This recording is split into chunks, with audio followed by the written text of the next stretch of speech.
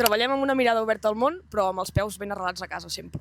El punt diferencial de CRAI creiem que és que nosaltres podem treballar des de l'inici fins a final qualsevol projecte, ja que toquem com totes les disciplines, que ens dediquem al disseny gràfic, a la comunicació i a la serigrafia.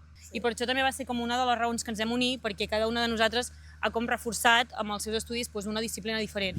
I llavors passàvem per un moment d'incertesa laboral. Un dia ens vam reunir al bar i va sortir la idea de Carai. És curiós perquè el primer que vam trobar va ser el nom, perquè vam dir, ostres, si mai féssim un estudi creatiu, com es diria? I vam dir Carai, perquè Carai és com una mena d'expressió d'eufòria o d'alegria quan veus alguna cosa que t'agrada molt, no? I llavors vam dir, com ens la fem nostra?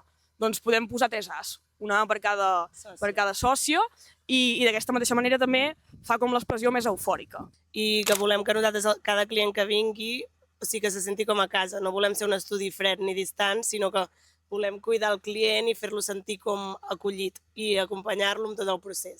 Des de que va començar hem tingut una gran sort, que és que el poble ens ha apoyat molt, i per això també nosaltres diem que sempre estem arrelades al poble, perquè ens agrada treballar amb gent propera i donar coses al poble que poder abans no hi havia, com un estudi creatiu d'aquestes qualitats.